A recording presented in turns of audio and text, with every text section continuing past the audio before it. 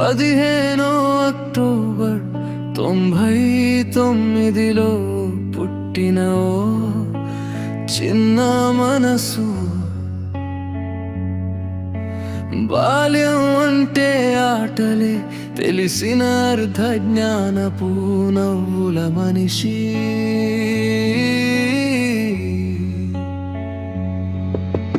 పుస్తకాలతో పని లేదు, కలలతోనే గడిచిన రోజులు.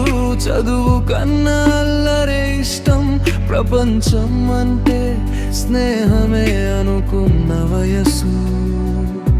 6వ తరగతి ఒక ఉదయం, కాలమే ఆగిపోయిన క్షణం. తరగతి తలుపు దగ్గర నిలబడ్డావు నువ్వు. నీ చిరునవ్వు చూసి గుండె తన పేరు మర్చిపోయింది.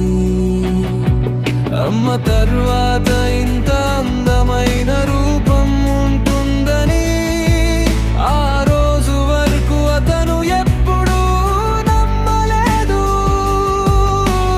నిన్ను చూసిన క్షణమే మొదటి చూపు ప్రేమ అతని గుండెలో నిశ్శబ్దంగా పుట్టింది.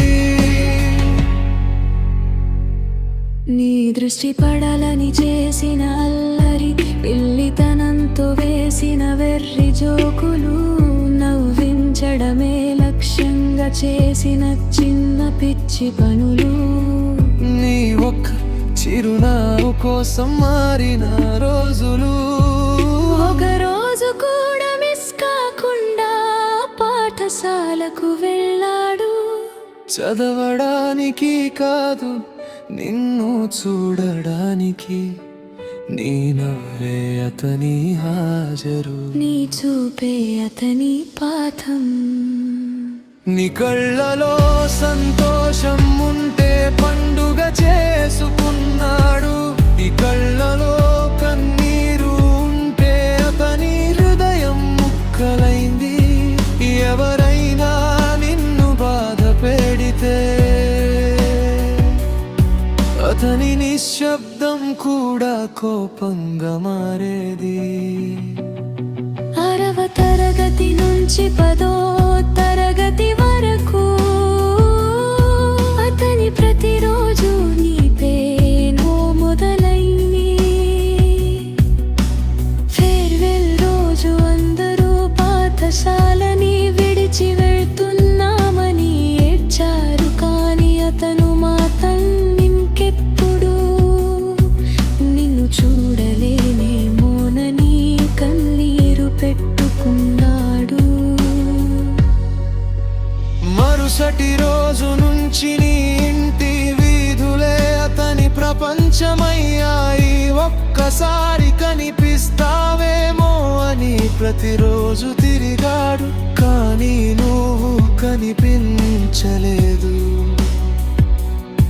అతని ప్రార్థనల్లో నీ పేరే మిగిలింది. దేవుడా, ఆమె సంతోషంగా ఉండాలి. అదొక్కటే అతని ప్రతి రాత్రి ప్రార్థన. ఒక అందమైన రోజు దేవదూతలా మళ్ళీ ఎదురయ్యావు. వేల కోరికలకు సమాధానంలా అతని జీవితంలో మళ్ళీ వెలుగై వచ్చావు. ఆ రోజు స్నేహం ఆశీర్వాదమైంది. మరుసటి రోజు వెళ్ళు ఒంటరి మనసులు ఒక జంటగా మారాయి.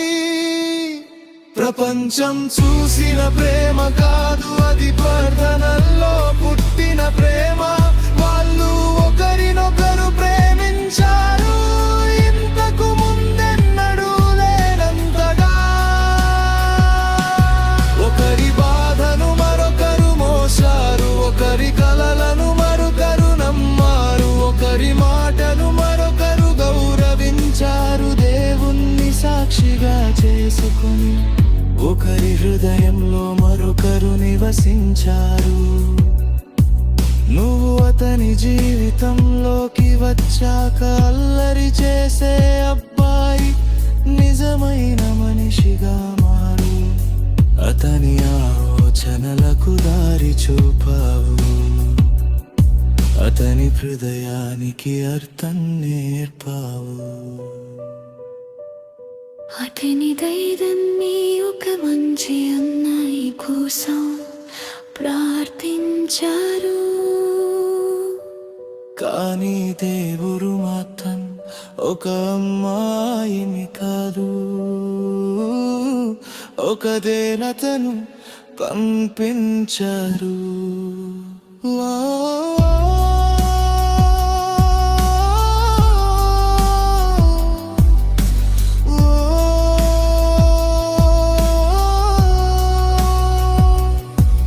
నా మొదటి ప్రేమ, నా మొదటి ప్రార్థన, దేవుడు ఇచ్చిన అందమైన సమాధానం.